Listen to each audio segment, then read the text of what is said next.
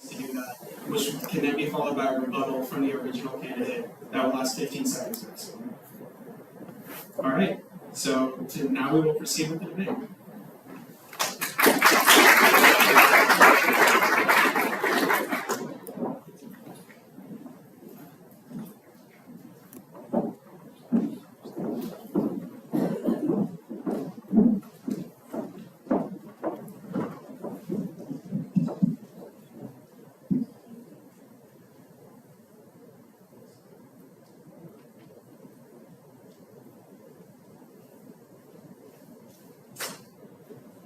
Oh, awesome. Thank you, Sean. On stage, we have our candidates for student body treasurer. For this position, there are 3 candidates: Lester Lewis, Eleanor McMakin, and Ashley Reynolds. You will have 60 seconds each for your opening statement. Mr. Lewis, you may begin, followed by Ms. McMakin, then Ms. Reynolds. You each have about 1 minute.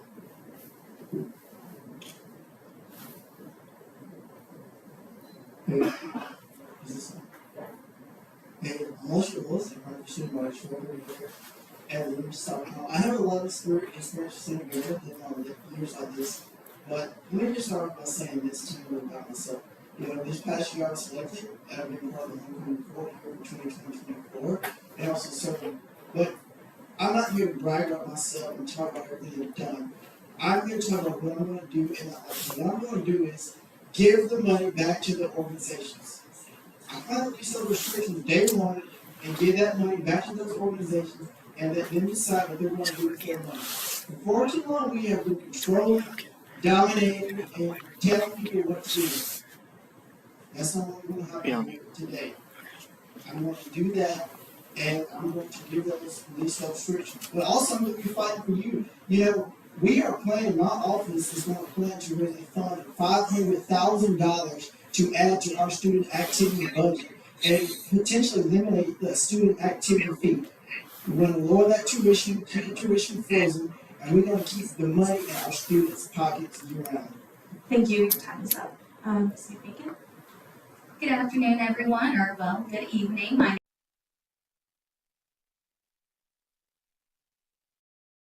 is South Carolina Honors College, where I study finance.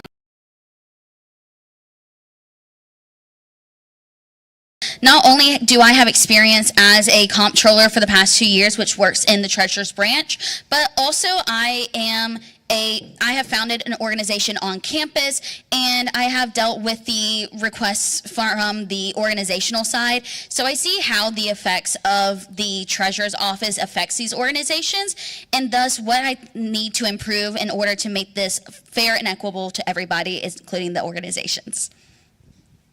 Good evening. My name is Ashley Reynolds. I'm a sophomore here. I am studying finance and risk management in Darla Moore with a minor in criminal justice and a concentration in data analytics. I'm involved on campus and also off campus. I'm in Alpha Kappa Psi, currently serving as their director of philanthropy. I'm also on the IHSA Club Equestrian team. I also help run 2 nonprofits in my free time. I'm running as treasurer as an outside view. I'm not currently in student government, and I'm excited to bring that outside view to the treasurer's branch. Thank you. We will now begin with some questions. Remember, you have a minute to answer each of these. So starting with Ms. Reynolds, how will you ensure that the student government does not run out of funds as it has in previous years? So in order to allocate these funds, for one, I think it's a great thing to use up the student organizational fund. It's what it's there for. We want the students to use it. So running out isn't necessarily a bad thing, but we will be setting that budget at the beginning of this semester if I get elected for this semester and for next semester. And we will be allocating it to every student organization that requests funds that align with the codes. And so I think it's a good thing that it gets used up, but when it gets to the end, we will be communicating with every student organization that does request funding towards the end of it, just so that they're very clear on that we're reaching the end of our student organizational fund. Mr. Lewis? All right, yeah, that's a very important question. You know, what do we do when the money runs out? That is a good question. And what we're going to do is we're going to go in this new fund that my office is going to create, raising $500,000 for our activity fee. And that way we are not putting limits on our student organizations. Let me tell you a personal story. An organization went to the treasurer's office this year to get funding. They couldn't even get their program funded because they told them that it was going to take so long to get the money. With our new program, with our new rules for this budget, they're going to have that money less than 10 days. We're not going to wait for a week to read the email. We're not going to wait 10 days for the finance committee meeting. My office is going to be writing checks on the spot. And at my inauguration, we're going to have donors standing there writing checks for these organizations to give out to them. Thank you. Ms. McMakin? So one thing that I want to note real quick is just for the people here that the student activity fee and the budget that we allocate to the organizations is not actually determined by the sitting treasurer of the student government. It is determined by the vice president of Student Life. So while we have no control over the actual amount of money that is allocated to the organizational fund, we do have control over the allocation of it throughout the year with the help of the finance committee. As of this year, as somebody who is sitting on the treasurer's office, we are not at risk of running out because we are advocating for those student organizations, and we are making sure that we are informing the university about the needs of these organizations. We're looking at trends, and that's my role, is to make sure that the organizations are getting the money, that they are keeping the money. And like I said, I don't think we're at risk of running out in the future based on the trend we have been seeing. Thank you. Okay. Since the treasurer's position was brought back, there's been a lack of trust between organizations and the treasurer's office. What is your plan to build this trust back up? I didn't hear nothing you said. Okay. Since the treasurer's position was brought back, there's been a lack of trust between organizations and the treasurer's office. What is your plan to build the trust back up, starting with Ms. Reynolds? Of course. So one of my plans on building this trust back up, on top of the treasurer's workshops that we're already required to have, I'll be posting my schedule on the student government website so students can come into my office whenever I'll be there. I will also be hosting any scheduled meetings that any student organizations or students want to have. One of the things I want to work on if I get elected as treasurer is financial literacy. I think that it's great that we have these finance codes, but I think sometimes it's hard for students to interpret them. So I'm going to be working on financial literacy within my branch, as well as just education for the student organizations. Thank you. And Mr. Lewis? What's the question? I can't hear that you saying. Since the treasurer's position was brought back, there's been a lack of trust between organizations and the treasurer's office. What is your plan to build this trust back up? Oh, yeah, the build the trust back up is getting the student body treasurer out there, and that's what I'm going to be doing. I'm going to be out talking to students, meeting with them. I'm not going to get a key and lock the office door where you can't get in there and talk to them. We are going to be out there meeting with the students, and I'm going to require my staff to be meeting with the students and be on the front lines of meeting with them and working with them daily on. For far too long that leaders have been disappeared in office, and that's what we need to change. And so if you've been in the office many years, we have to ask ourselves, what is going to change now? We need a new perspective and a new future to move us forward. We don't need to be stand still based on some theory that somebody may have that they can believe in. But guess what? I'm going to push this office forward, and I'm going to bring us the change that we need here. Thank you. Ms. Macon? Can I respond to that first? Yes, you may. So, quick question for you. You do realize that the student body treasurer is required to have office hours every single week where they are supposed to talk to the organizations. They also have open meetings every week, and comptrollers are required to work with these organizations because they are their point of contact assigned to organizations. Wait, do I respond to that? Yes, you may. Oh, well, let me just say this. If the office hour was available, I've never seen a line standing out that door waiting for organizations to get in there. Hell, they can't even get an appointment set for 48 hours until the meeting starts. Okay. Ms. Macon, you may now answer the question.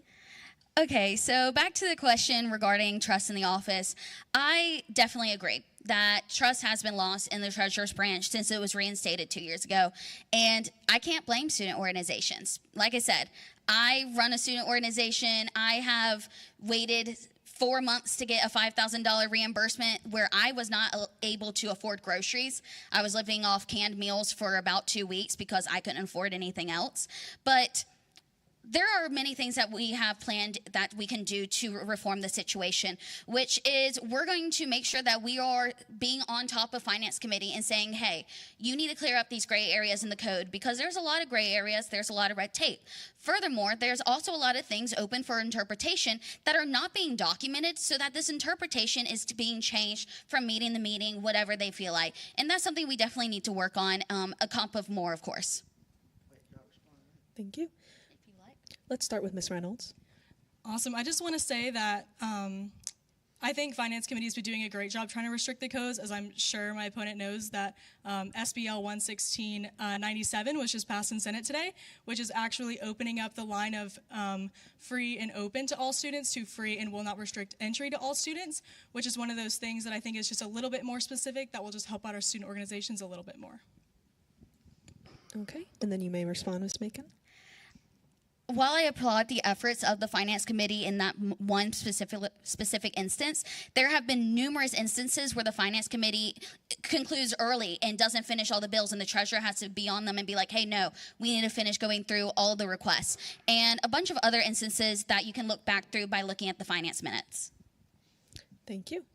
Okay, next question. Yes, you may. Let me just say this, and this I'm just gonna keep this simple. 2 years, you had 2 years to do it. Okay, Ms. Macon, you may respond. There also was not a treasurer. There was a treasurer before. The treasurer was taken away. There is a reason that the treasurer's branch was brought back. We are there to advocate for the student organizations and help them get requests in because we are there to make the codes easier to understand and their requests more likely to be passed. Okay, thank you. For the next question, can you explain what's causing the gap in understanding between student organizations and the reimbursement process? Ms. Reynolds, we'll start with you. Sure. So I personally believe that there becomes kind of a gap in understanding in the educational process. I think right now we do require each organization to send one member to a treasurer's workshop each semester, which I think is great. I also think, though, that it can get pretty confusing with all the steps that your request has to go through. So I think just being very open and very communicative and clear about all the steps, set realistic expectations with organizations, tell them this is how long it might take. We're working on getting it more efficient, not just kind of jumping the gun and be like, well, it's going to be done in the next 2 weeks. I want to set realistic expectations, let them know that it could take a little bit longer. I think a lot of people don't realize that your allocation request doesn't just go through the treasurer's office. It also goes through RISC, which is a university office. And once it passes us, it has to go to reimbursement, which is also run by the university. So I think level setting some expectations and being very communicative with student organizations is really going to help. Thank you. And then Mr. Lewis. I would like to respond. Okay. So, quick question. So, are you saying that you would not be on top of the reimbursement process to stick to their published timelines and rather just be like, oh, it's just them taking as long as they need?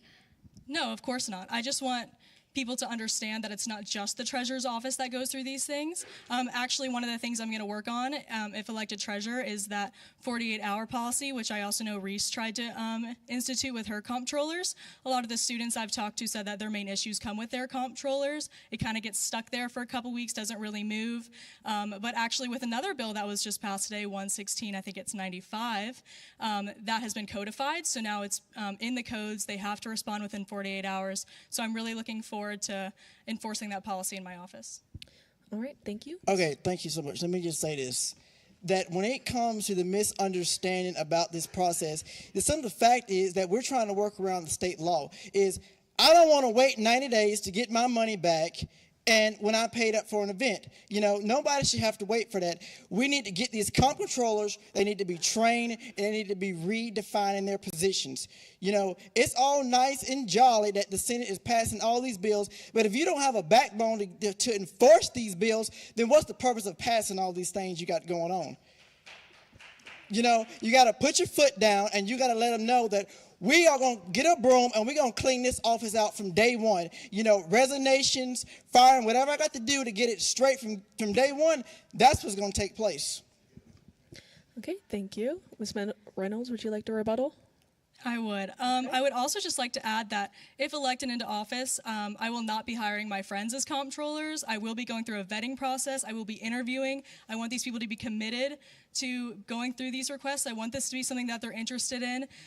They will interview with me, and then I might even have a professor sit down with them and really question their finance knowledge. I think it'll be really good to get some committed and dedicated comptrollers into the office, and I think that could really help with the efficiency as well. Okay, thank you. Mr. Lewis, you may respond.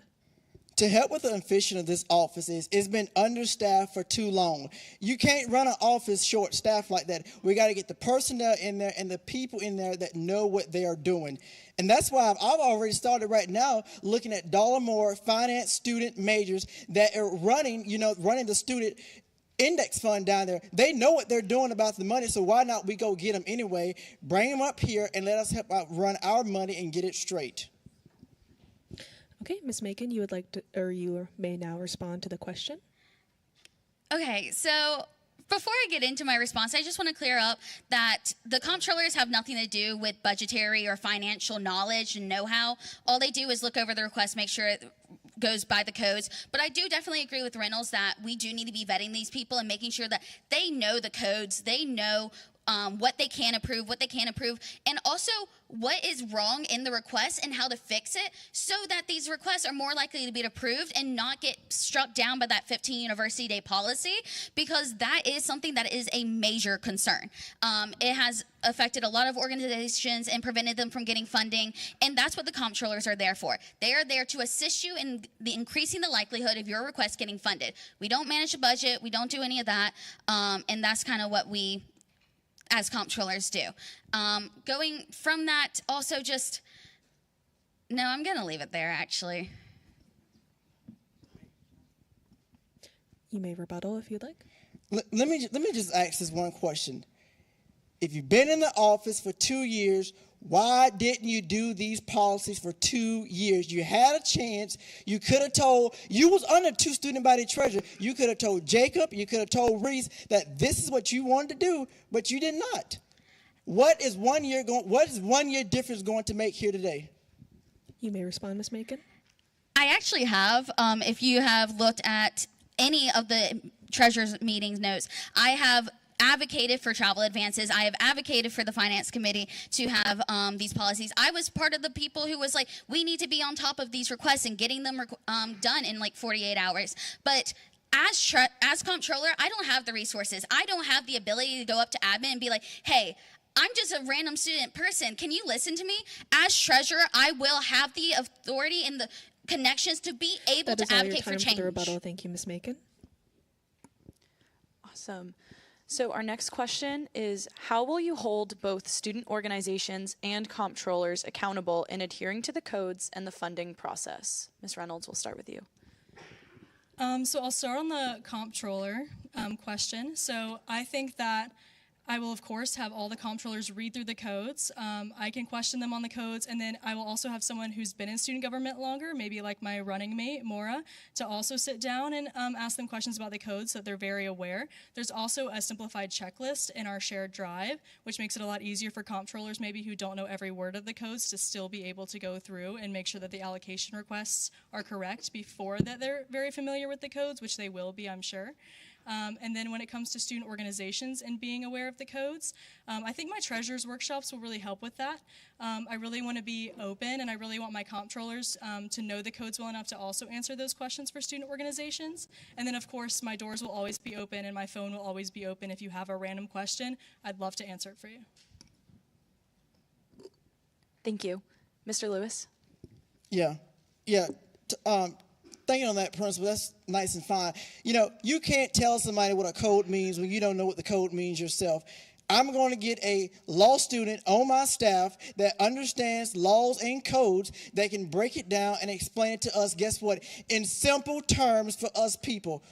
You know, they're writing these codes with all these big words, and you know, I don't even think they understand some of these codes. They understand it right at this point here. But when it comes to holding organizations and my comptroller responsible, we're just going to host workshops. You know, host the workshops, make the videos, start the podcast, let people know that the treasurer's office is in existence, and we're going to get out the flies off the wall, meaning that the dead weight that's sitting in that room that's been on staff for many years, done nothing, get them out of there and bring people in that's ready to change and advocate for this job. Thank you. Ms. McMakin? Okay, so just to reemphasize the question that we're answering is how are we holding organizations and comptrollers accountable, which I haven't gotten from the last response, but that is neither here nor there.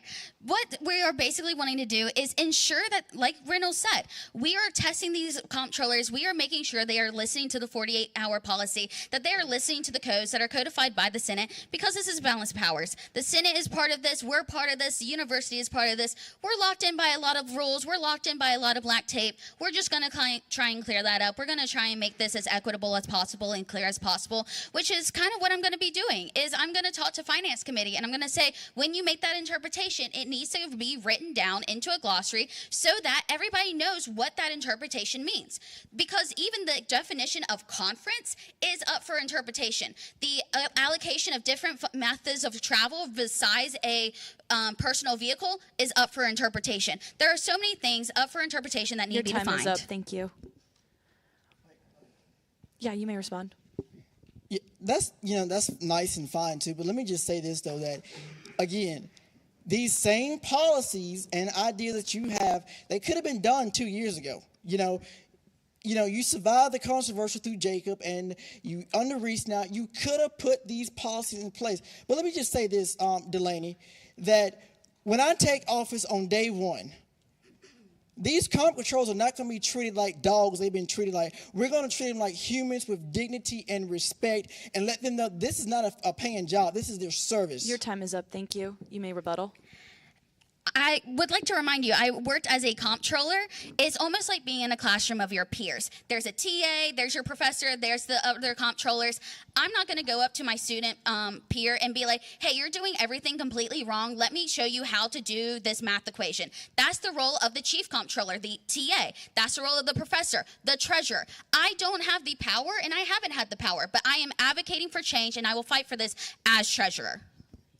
Thank you. We're now going to get into some individual questions, starting with Ms. Reynolds. One of your campaign platforms is to extend eligibility of student organizations who can get funding for their initiatives. What steps will you take to do this? That's a great question. I think the bill that was passed in Senate today was a great start. I also want to go back and look at getting reimbursed for travel for conferences. So right now you currently cannot get reimbursed for travel for conferences. You used to be able to. That was actually taken out in order to encourage more conferences to be on campus, which is a great idea. But I think a lot of times people are traveling to conferences at other universities, and it'd be very useful for them to be able to receive funding for this. So I think I would work with Senate Finance Committee to maybe amend that code slightly to even allow partial reimbursement for travel to conferences, and that's where I would start.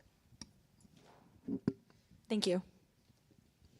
And then Ms. Macon, you talked about getting advances in funding from the university for travel-specific requests. Can you outline what you think this process could look like and how it will benefit student organizations? Of course. So this is actually something I've already started with the current treasurer, Reece. And like I said, I got shut down because I'm a comptroller and I wasn't able to push it forward. But there is actually a travel advance already set up for students to be able to use.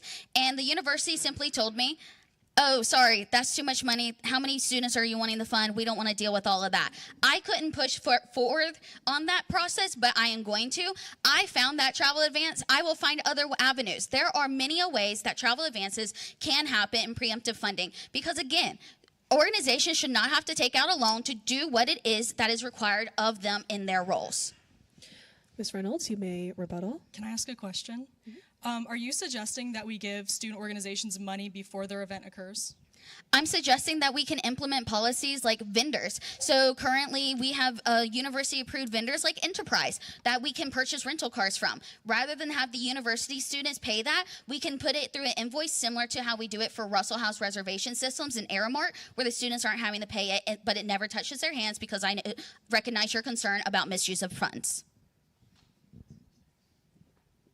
Thank you. Now for Mr. Lewis. One of your campaign goals involves hosting a dinner with potential donors so they will invest in student government and in the university. You mentioned you will receive $500,000 from these donors. Can you outline a little bit about who these donors are and how you're making sure that you actually are getting these donations?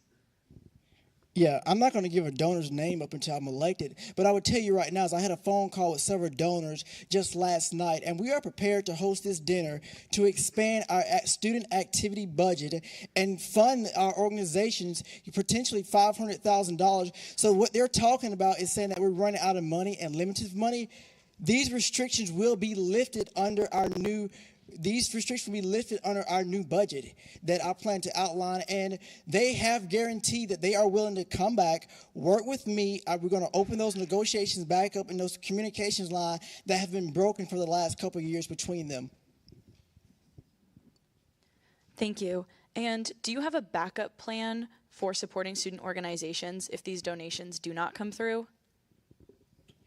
Yeah, the backup plan will be, pull out the regular student activity fund, but I am very confident here today that we will hit the ground running with this new budget and this new plan that we've seen. And we're not the only college that started this. Many colleges across the country have this same fund from same donors, the alumni and the advancement partner that have funded these kind of budgets for their universities. Thank you, candidates. These are all the questions that we have for you, and thank you for being here. Thank you.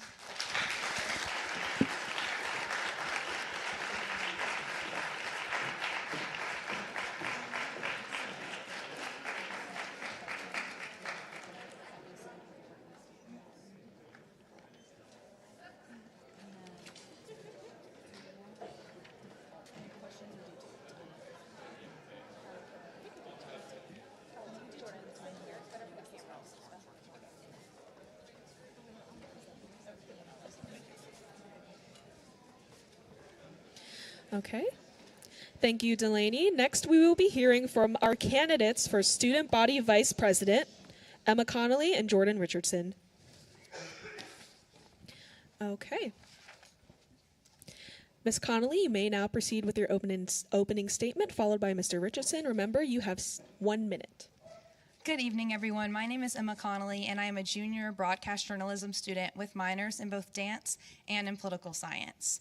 I chose to run in this election because I feel like it's really important that we have two candidates, or at least two candidates, so that students have a decision to make, as I feel like they are most fairly represented when there are options and different opinions have to be considered. I think it makes the race more fun and more engaging for students and really pulls the student body into the thing. And as a member of Student Government's Congressional Advisory Board, I know firsthand that real student feedback kickstarts change. I'll be going to DC just this weekend to speak with senators, congressmen, and their staff to discuss what our university students need to succeed. My plan is to improve campus Wi-Fi and transportation, be a strong advocate for Greek life, and also encourage more on-campus volunteering and provide more service opportunities on campus. I'm not a person that's going to promise things that I can't do, but I do promise to be accountable, to be approachable, and to be a voice for our body. Thank you, Ms. Connolly. Mr. Richardson, you may now start. Hi, everybody. My name is Jordan Richardson, and I am blessed and honored to be running to be your student body vice president.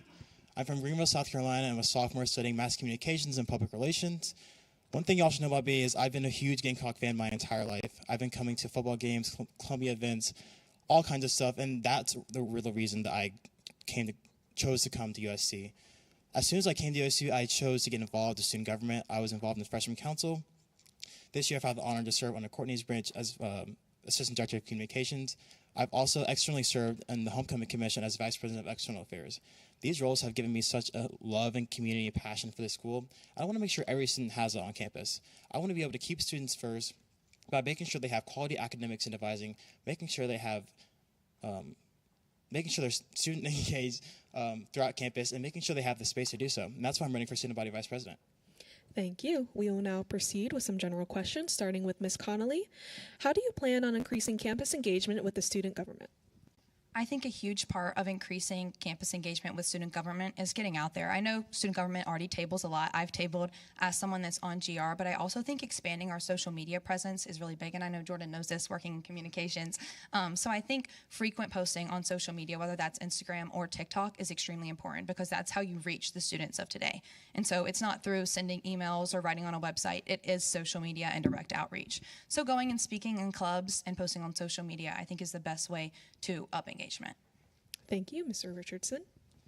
As a student leader, I've brainstormed this thousands of times of how I can get students engaged. I've learned throughout this past 2 years as a student leader, going to students works better. If we expect students to come to us constantly, we're busy. We have meetings, exams, stuff that's constantly going on in life. We need to go to students, have events, platforms, things, for us going to them, for expecting them to come to us. So I think that's a huge, I feel like that's a huge commitment for student government to go. I think we've done a great job tabling and things like that, but we can implement more events on reaching students and keeping students first at all times. Thank you. Our next question, what steps will you take to ensure students are able to provide their feedback and feel heard? Starting with Ms. Connolly. I know I'm going to keep talking about it, but through Congressional Advisory Board, every fall we send out a survey. And this past fall, our survey got about 2,000 responses. So it was sent to their student email, and we tabled for several weeks. And I'd like to continue growing that. So working with the Government Relations Department of Student Government, as well as senators reaching out to their colleges respectively to incentivize filling out the survey, I think that executive office can work with GR more directly to really embody the results of that survey, not just on the trip to DC or going to the State House, but also advocating to university officials directly. So I think student surveying is a really good idea, and like you said, direct outreach to the students. Okay, Mr. Richardson. Student surveys are a great way to reach the student body, but the problem with it is they run out of time. People forget about them. So one implement that I've already been thinking about putting inside the LSC is a box that people can come by anytime they want and slip their concerns, questions, comments, anything that they want student government to address at all times. I think this would encourage people to not only reach out to student government more, because if I have a survey, I might look at it once, it might be on a story on Instagram, but it's not going to stay there forever. I want my office to be an open door policy, and that's the first step of making a box that students can come and slip a piece of paper in if they want to come talk to me, whatever, and I can read it and iterate to my team throughout student government. Yes, Jordan, I really like that idea. And so if I'm elected, I'm going to take that idea and get your help on it because I think that it's really awesome and I hadn't thought of that. So I really like that idea. It's kind of like in elementary school. You have a little box. I think that's awesome. I appreciate it. Thank you so much. The Vice President's office is responsible for day-to-day programming initiatives. What new programming initiatives do you plan to implement during your tenure? Starting with Mr. Richardson. So I've brainstormed plenty of initiatives and programs. I've had plenty of experience through programming through homecoming, brainstorming what ideas and students that might like. For one thing, we want to do this thing for advising. It's called Advice for Advisees, where we bring advisors out on campus on Green Street. We have students come to them and talk to them and give their issues and feedback on advising to discover what we can do and how we can move forward with student government and collaborating to make a better advising process for students. Thank you, Ms. Connolly. I know one of the initiatives that's under the Vice President is the Swipe Out Hunger, where students can donate their meal swipes. And I would really like to grow this so that it's more usable throughout the year and that students that are in need of the meal swipes have more accessibility to those. Whenever we were tabling on Monday, I spoke to a student who is food insecure, and she told me that right now the pantry that's available for students mostly just has canned foods and it's not enough to sustain her. So I would really like to improve those opportunities, as well as I have a passion for service. And so I want to start an initiative called Students Helping Students. That's all about volunteer work for students to help other students, rather than outsourcing that volunteer work to places like homeless shelters or cleaning up rivers. You may rebuttal, Mr. Richardson. That is a great idea. Swipe Out Hunger has been a tremendous thing on campus. Unfortunately, the Swipe Out Hunger has exited student government for reach. When things come into when our new initiatives come in, we can hold them for a while. But when they get too big for us, we have to externally give it back to the university. And that's unfortunately what's happened to Swipe Out Hunger. Well, not unfortunately, but that's an initiative that's given to Swipe Out Hunger. But yeah. Yeah, thank you for letting me know that. But I'll still be passionate about fighting hunger, even if it's not in that capacity. Our next question is, how will you create and sustain relationships with university officials to benefit the student body? Mr. Richardson, you can begin. Throughout these past 2 years with my experience on being a student leader, I've met with amazing staff and professional staff and administration, people like Dr. Rex Tolliver and yes, Dr. Edwards, people like Courtney Bazan, who constantly work on making students' lives better. I've developed these personal relationships with being in student government, being in homecoming in the Gamecock entertainment world, and being a student leader overall. I also serve on the Russell House Advisory Board, where I meet every month with Kim McMahon to discuss the issues of Russell House and things that are going on campus. Just like Jordan, I've been involved with a lot of campus administrators already. I went on a study abroad trip with Rex. He has a picture of me sleeping in the back of a bus on his phone, so if you ask him, he'll probably show you and laugh at it. I'm a member of the Dean's Advisory Council with Dean Shook of students, and meeting with him every month is incredible, and we're able to give feedback about what the students need, and so I'd love to work with him more directly. And my U101 teacher was actually the director of Gamecock Entertainment, so working with her to grow the fun activities available for students. So I think it's all about the connections you already have and then using those to get more connections. So I'd love to get connected with the actual president of the university and work with him as well. Thank you. We're now going to get into some individual questions again. So starting with Mr. Richardson, you spoke about implementing an advising committee to improve the quality of advising on campus. Can you go into just a little bit more detail on how you plan to execute this project and what you're hoping it will yield? Yes, like I mentioned before, having the Advisees Committee initiative out on Green Street, having advisors come out on Green Street, having students come and give their feedback to advisors of how we can better the process. Aside from that, having a committee is something that's important. Having training advisors to make sure they are not only using academic advising, but making sure they know each other on professional levels, making sure they know their personal goals, career goals, what clubs to get involved in on campus, so they find homes at USC. I think advising is not only academics, it should be personal, career, and other aspects of college life. Yeah, I would agree with you, Jordan. My advisor has been incredible, so shout out Kelsey Ashford in the J School. She knows pretty much everything about me, and every time I come into her office, she makes me smile, and I look forward to every advising appointment. So I think every advisor should be encouraged to be that way. Thank you, Ms. Connolly. And now our question for you. One of your goals is to improve campus Wi-Fi. This was also a campaign goal of Student Body President Patton Byers. What can you do differently that he didn't, and what are the specific steps you plan to take to improve it? I do think Patton has done a great job improving Wi-Fi. I think it's gotten tenfold better over the past year, so I'm not going to hate on anything that he did at all. I think continuing to work with the Division of IT to improve Wi-Fi. A lot of the buildings have outdated routers. They just don't have the spread that is needed these days, and so getting new updated routers in and working with the Board of Trustees to get the funding that we need for that, because a lot of it is not that we don't know what the technology is that's needed, it's that there's not the funding there, it's being put towards other things. And so I think going in front of the Board of Trustees, asking for more IT funding, and then using that to improve Wi-Fi routers. Thank you, candidates. Those are all the questions we have for you, and thank you for being here. Thank you.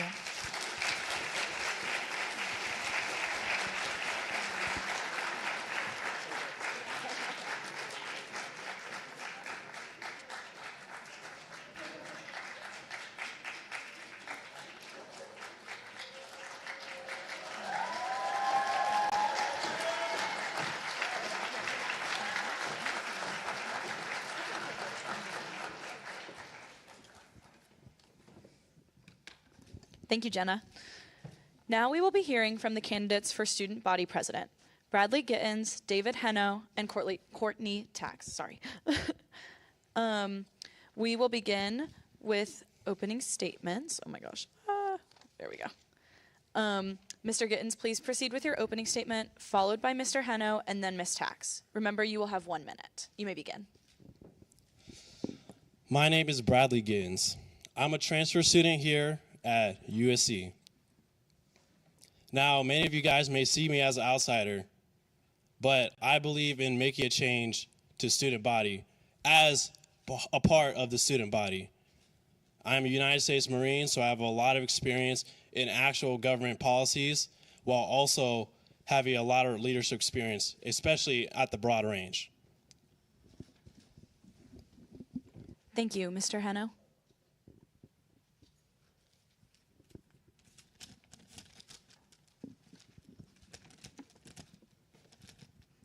Hey everyone, my name is David Heno. I'm a candidate for student body president, and it's nice to formally meet y'all, and it's been a blessing to lead my campaign team on the campaign trail this past week. I'm here because I know what it's like to be a regular student here at the University of South Carolina. I'm not a politician. In fact, I'm far from one. I'm someone that's been in your shoes. I'm someone that's been affected by issues that have been overlooked or ignored at times. That's why I'm here, to give a voice to the voiceless. I'm making sure every student from Greek life to graduate, freshman to senior, has their needs addressed by the student government. I'm running to be elected by the people and work for the people. My main goal was to give students a choice, and I've been successful in doing so far. Thank you. Thank you. Ms. Tax. Hey y'all, my name's Courtney Tax. I'm a junior studying political science and public health, and I'm so honored to be running to be your student body president. Now, I'm a military kid growing up, so saying I'm from Lexington, South Carolina is not a lie, but I have lived all over the place. So I understand what it's like to be a transfer student, to be an out-of-state student, to be a commuter, and to technically be an in-state student here at the University of South Carolina. This past year, I had the pleasure of serving as student body vice president, but I realized that my work isn't done yet. I still have active, tangible, and long-term advocacy goals that I will fight for by keeping students first through quality academics and advising, space, and student experience here on campus. Thank you. We will now proceed with some questions. How will you use your access to the Board of Trustees and University Administration to advocate for students and their needs? Starting with Ms. Tax. Absolutely. So this last year as vice president, I have had the wonderful honor of serving on the Board of Visitors. It's given me kind of a taste of what it's like to advocate to administration here at the University of South Carolina. And I want to continue using these connections because to me, part of the efficiency of the organization is having consistency within this branch. A lot of the things that have been implemented in the past few years have been long-term goals that have been carried over from president to president. One of the things I've learned as vice president is you need to continue laying the foundation for these and building on them. I've been able to create wonderful relationships with our CIO of Wi-Fi, our AVP of the Center of Health and Wellbeing, and so many countless others that I will ensure that I already have a connection going in with to make sure that we have an efficient start to the year. Thank you. Mr. Gittens. As student body president and interacting with people that have leagues of power outside of mine, I want to make sure I'm actually advocating for the student body while also being a part of student body and being very present and understanding all the students' issues, because sometimes when you're on a pedestal, you don't understand what the people on the floor are saying. Thank you. Mr. Heno. I agree with Bradley. Like I said earlier, I'm just a student. I've been here for 3 years. I know what it's like to be in your shoes. I'm here to advocate for the needs of every student, the ones that have been forgotten, the ones that feel like they're never heard, the ones that don't even know what student government is. I'm here to do a better job to advocate for their needs straight to the board of the directors. I know what it's like to be like you because I am you. And I know some of you in this room share my opinion. Thank you. Thank you. Our next question, there has always been a disconnect between the student body and student government. How will you bridge that gap and ensure students are heard? Starting with Ms. Tax. Absolutely. So to me, as serving with vice president, my main job has been communication, and I'm super proud to say that we've actually grown our social media following by, I think, over 900 followers. And I have always serve with the same principle of open door policy and going to students. This past year, I created a connection with IFC, creating our walkathon, which is a first-time event where we raised over $27,000 for mental health here on campus. Additionally, I partnered with the community shop. I partnered the CPA with the community shop to see that a sorority will take on the community shop as a local philanthropy here on campus. I think creating connections and being the middleman between organizations here on campus is a fundamental part to ensure that we're reaching all students here on campus. Additionally, I plan on creating a cabinet that is full of diverse people from different backgrounds, in-state students, out-of-state students, religion, ethnicity, and race, to ensure that I'm serving all students here on campus. Thank you. Mr. Gittens. I desire to be known on campus. I want to be involved in every aspect, the fun parts, the governmental parts. I want to be seen around. I want people to know that I am the president. Often, honestly, when I went to the mandatory meeting a few weeks ago, I didn't know who the student body president was. Now, guaranteed, like, most people don't look at student government pages. They don't know who all is in student government. Even like stuff like our senators, I want to have, like you said, an open door policy, and I want people to know that they can come to me about anything. Thank you. Mr. Hano? Could you please repeat the question? Yes. There has always been a disconnect between the student body and student government. How will you bridge that gap and ensure students are heard? That's a very good question. It was a couple months ago. I was at Chipotle standing in the line, wondering what I was going to order. I'm too broke for the steak, so I'm going to go with the chicken every time.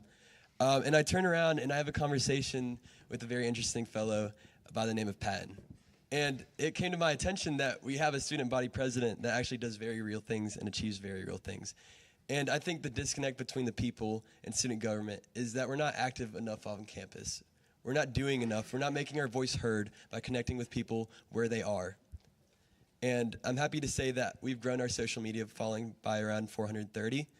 We did so on time and didn't have to start the account before the actual campaigning started. Thank you. Thank you. Our next question, what are some of the biggest issues students are facing on campus right now, and how will you address them? Starting with Ms. Tax. I think parking is a crucial thing that all students deal with. Just today, I was almost late to campaigning because I couldn't find hourly parking. This next year, I really want to implement Travel Tuesdays, working with our directing of parking services, Brian Favela, to create Travel Tuesdays. Travel Tuesdays will be for freshmen and any student on campus that doesn't have a car, so we can take them to areas around the city of Columbia, including grocery stores, my personal favorite Trader Joe's, pharmacies, and much more, to then advocate to parents over the summer to say, you don't need to bring a car on campus. We are providing services for you so that you don't have to bring a car. And I think in turn, this will decrease the amount of decrease the amount of cars that we have in parking garages, thus opening up other parking garages to more hourly parking for our students that maybe don't have to be on campus all the time, including nursing students who have to be off campus. Thank you. Mr. Gittens? I believe that we should have dedicated parking garages to community students. I actually visited USC Aiken and saw a few programs that they implemented, such as having certain parking spots that are only available just for community students. And then after 2 p.m. or 3 p.m., or when most classes are ended, is when everybody is available to park there. Like she said, there is a really big parking problem on campus, but also off-campus housing as well for students that have to be commuter students, second year, third year, fourth year students. We all care about the first year experience, but we don't ever care about past that and supporting the needs of transfer, off-campus, and other students. Thank you. Mr. Hano? Question, please. What are some of the biggest issues students are facing on campus right now, and how will you address them? I think parking is a good one. I don't think that's everything, and I don't think that the student government can effectively address that on their own, which is why I'm going to partner with people that are actually in charge and have a voice in saying it, which has to do with the state government. But I'm not God, and I'm not here to tell you that I'm going to make everything perfect. I think another big part is just connecting with the students, like we said earlier. If people don't know what we're doing, if people don't think that their voice is being heard, then how are we making sure that the government is working for them? How are they going to make their voice heard if they have no way of connecting with us? And I think a good way of implementing that is kind of with our student insight survey that we have on our website. I think the student government should have a way to vote on things. We should have more town halls, referendums where every student can vote.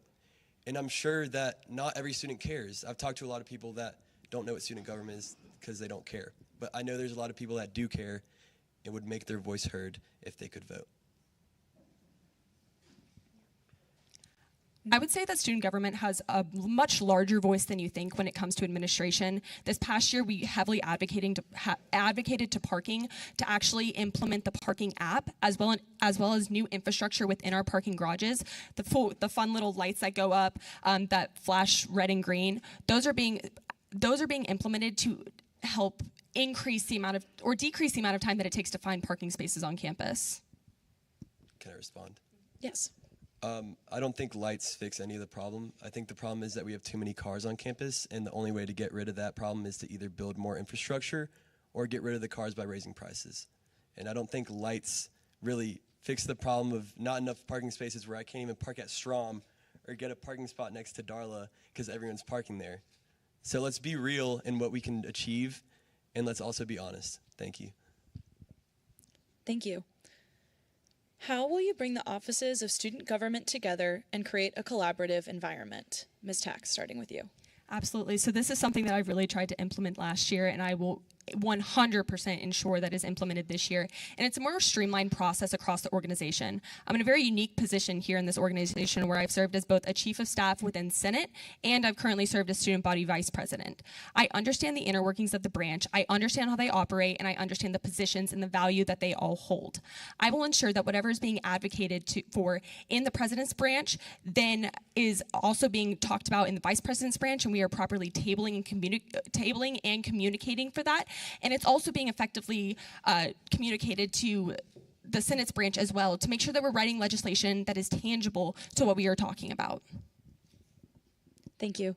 Mr. Gittens? May you repeat the question? Yes. How will you bring the offices of student government together and create a collaborative environment?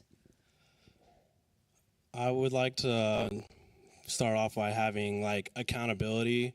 You know, I've been looking through some of the Senate as well, like the Senate folders that are publicly available, and sometimes some of the information isn't all the way up to date, and it did recently just get updated, thankfully. But I believe that kind of having that better transparency and having better communication, I want everyone to be on the same page and communicate with each other. So I might have delegates like share meeting minutes and like in person, not necessarily just by email, because not everyone checks their email. Thank you. Mr. Heno? Part of having a unified government is being a strong leader. And part of being a strong leader is being elected by people. I think the past few years where we've had appointees rather than elections has been very critical in our breakdown of our trust in our institutions and the communication between branches. By having elections, I'm sure that any candidate up on stage today is going to have a way easier time working between branches.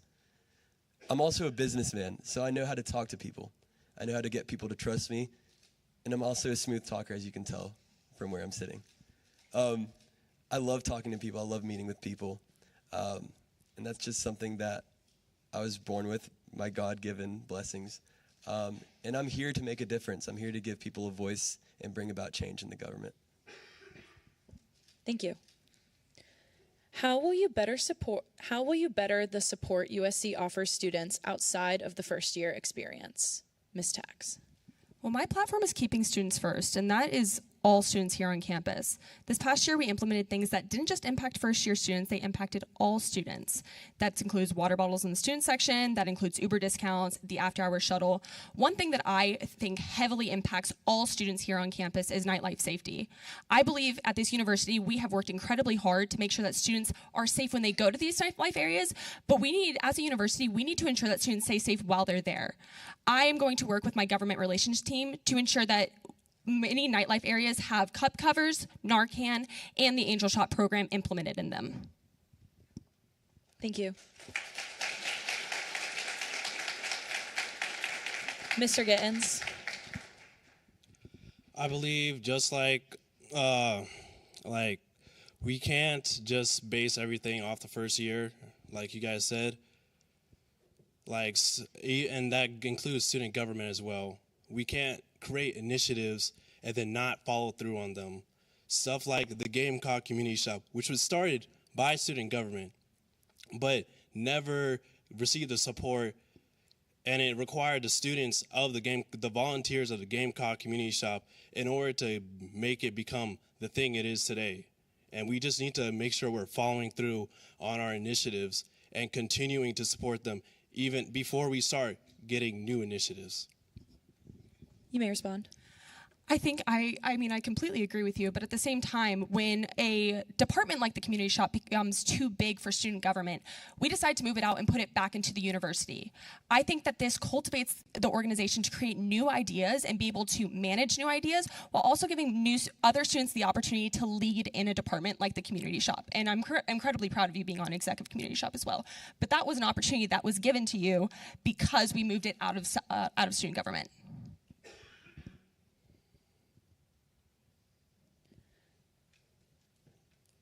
Mr. Heno, you may answer the question. Yeah.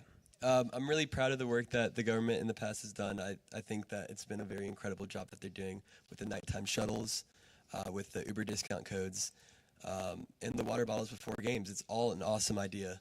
It's all a great idea, and I think Patton did an awesome job of implementing it.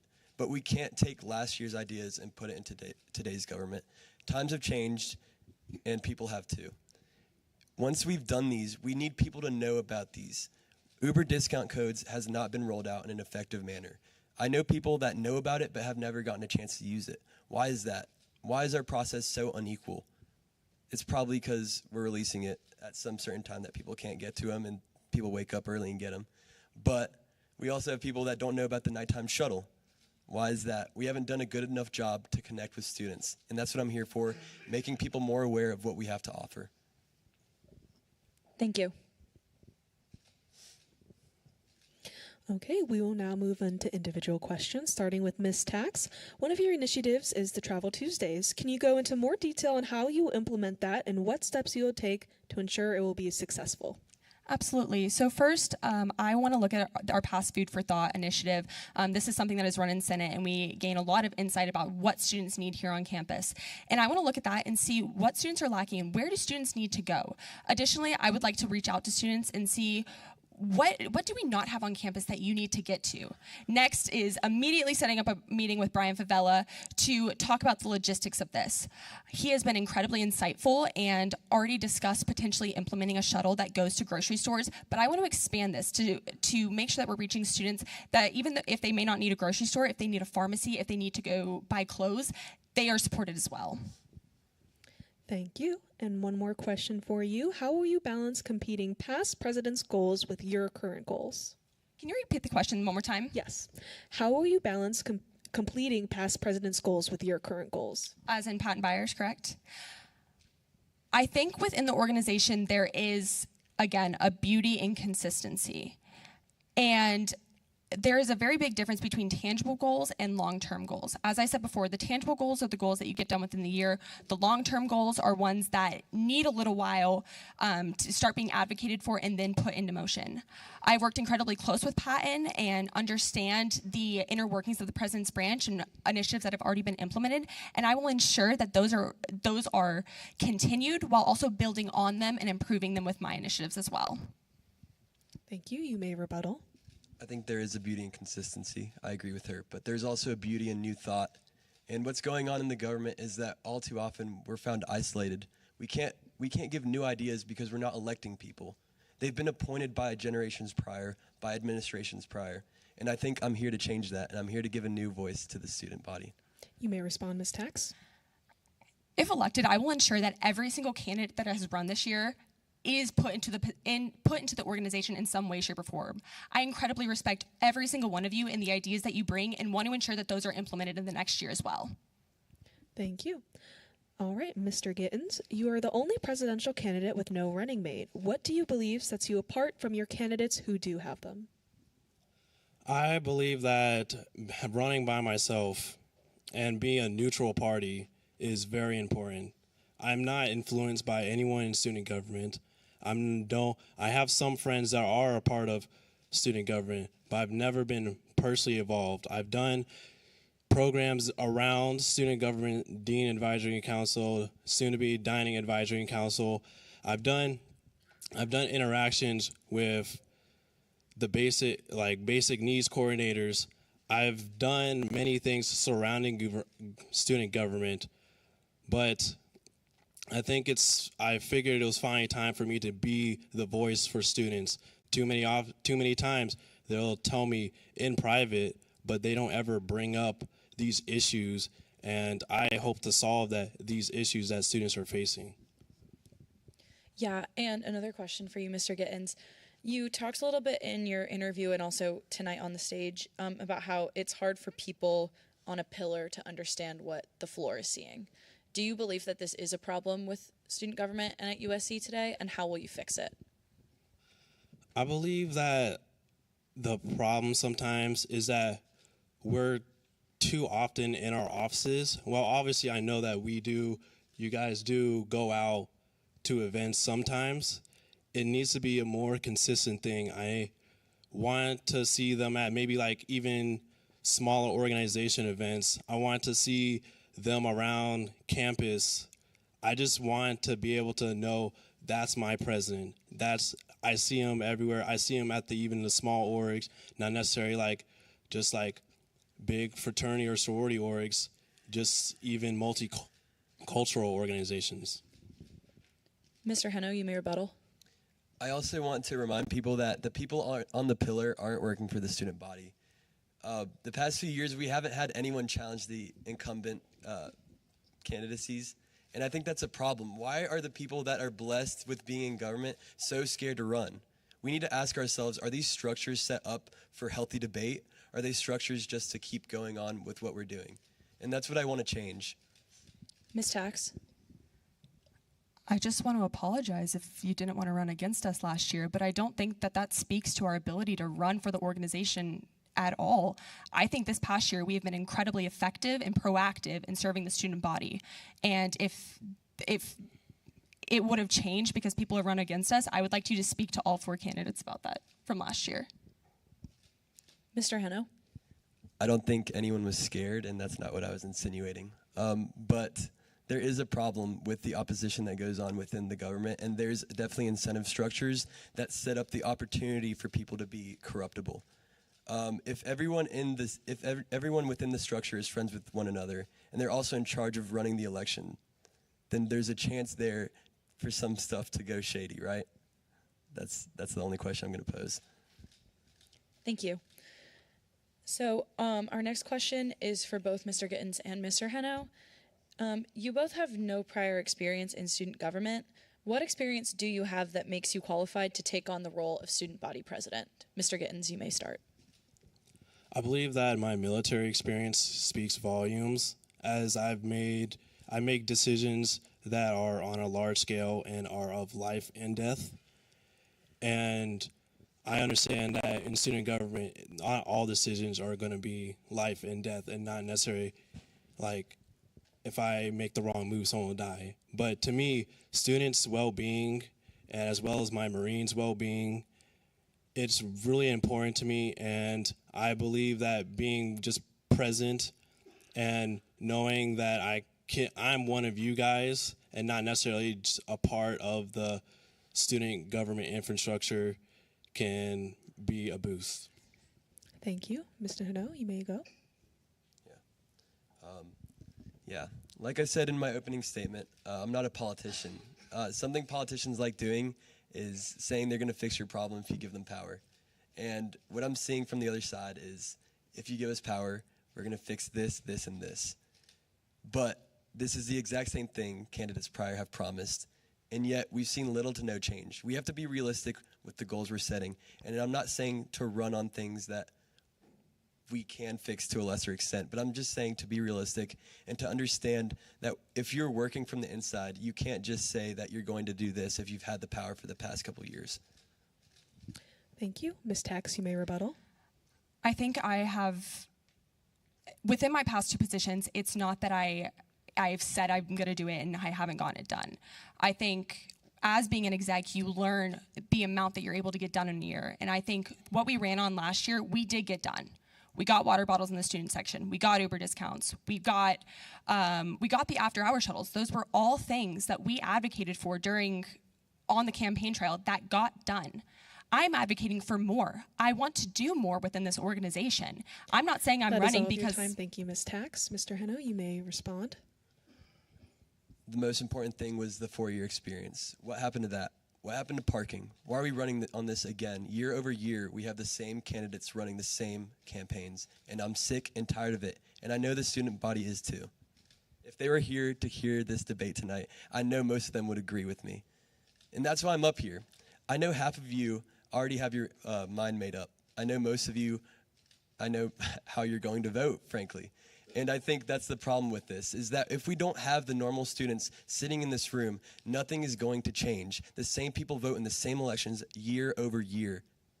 Thank you, Mr. Heno. And we have one more question for you. One of your goals is to provide free water at all sporting events. This has already been implemented at football games under the executive leadership of Patton Byers. Are your actions an extension of what he did, or do you have a different approach or execution in mind? Yeah, I do remember going to student games and sitting in the student section, seeing some water bottles. This is an extension of Patton's government. I just want to make it more widely available and more water bottles available wherever students need them. Maybe even at the front of the student section, so people, if they don't remember to grab them on the way in, they can get them right there. Because I've seen my friends pass out. I know some of us like going to the fraternity lots, like getting a little rowdy, and sometimes we don't really think in our best minds when we're at a football game. That's just the honest truth. And I'm here just to provide some simple solutions and bring back common sense to the executive president's branch. Thank you, candidates. Those are all the questions we have for you, and thank you for being here.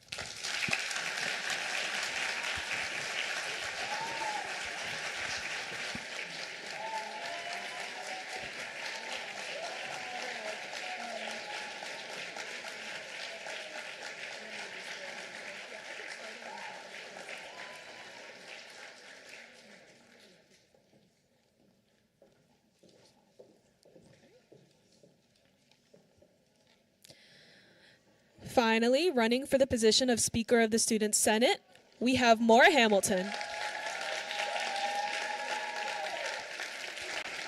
Okay. Is this on? Okay, awesome. Ms. Hamilton will begin with your opening statement. Okay, so hi everybody. I see a lot of familiar faces in here. My name is Maura Hamilton. I am a junior nursing student here at the University of South Carolina, and I'm also a member of our South Carolina Honors College. I currently serve as Speaker of the 116th Student Senate, and I'm honored and blessed to sit here today and say that I'm interested in running for Speaker for the 117th Student Senate. I'd also like to say that even though I'm unopposed, I promise I still have interesting things to say. I've got a lot of goals. I'm really excited to continue my efforts that I've put in over the past year, and I'm just really excited to be up here today talking to all of y'all. Thank you. We will now proceed with some questions. You are running for re-election of this position. What would you do differently in this term than the past? I think a lot of what I got caught up in last year is I came in with so many strict goals, and I really held myself to this crazy high standard. And when I didn't realize that one of the biggest parts about being Speaker is you're a team member. You're a part of the executive team, and then at the end of the day, I don't really have that much power, and I'm super comfortable with that.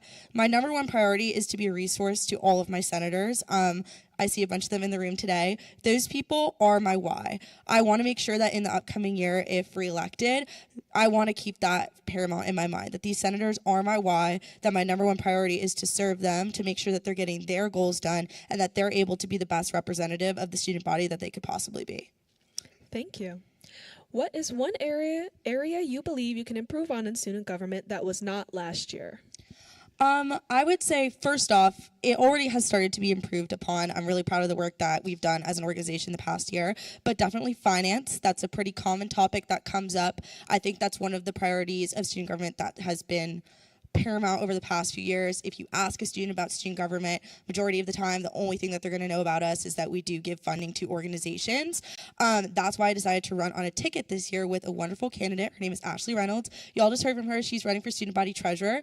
When I stepped into this role, I did not realize how much collaboration between the treasurer's branch and Senate there was. Turns out there's a ton, and I want to make sure that we're keeping that collaboration in the upcoming year. I think we've done a great job so far, and we've really worked on reforming it, and I'm so proud of all the senators that serve on the finance committee, as well as all the members of the treasurer's branch right now, and I'm looking forward to continuing that hard work in the upcoming year. Thank you. How have you grown during your time as Speaker of the Senate in the past year? Oh, that's a cute question. I love that. I would say I've learned to give more of myself, if that makes sense. I struggle a lot with perfectionism. I know a lot of the student government people here in this room right now probably feel the same way, and those who aren't in student government as well. I hold myself to a high standard, probably sometimes too high of a standard, and it makes things harder for me.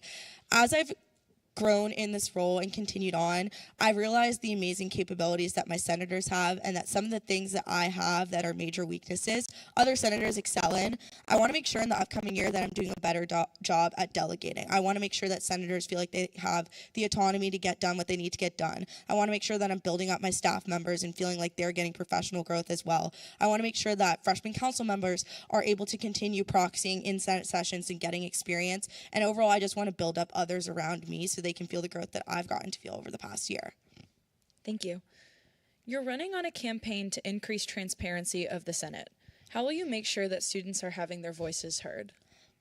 I would say targeted outreach is going to be absolutely essential in the upcoming year. This is something that I talked about last year, and I didn't realize all the obstacles that came with that goal. But now that I've had a year to feel how the position works and how hard it is sometimes to outreach to organizations, I definitely know what could be tweaked to make sure that it's getting done in the upcoming year.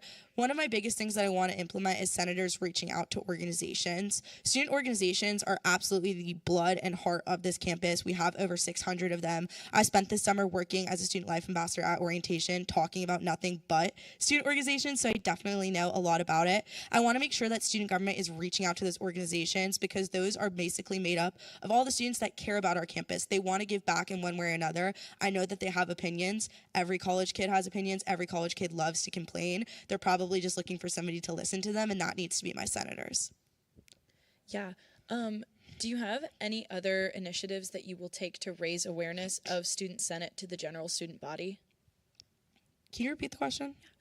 What initiatives will you take to raise awareness of Student Senate to the general student body? I think a great one that I would love to continue is Food for Thought. We just wrapped that up about 2 weeks ago. We had Duck Donuts, so hopefully somebody in this room participated, but students were able to interact with their senators, scan a QR code, and fill out a quick form with some buzzwords and hot topics on campus so we could hear about their opinions. So that would be something that I would love to continue.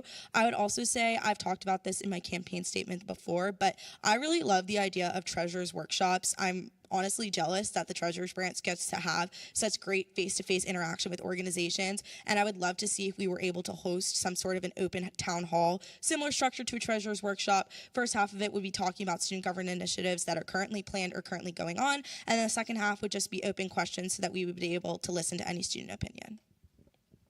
Thank you. Those are all of the questions that we have for you. Thank you so much for being here. Yeah, of course. Thank you.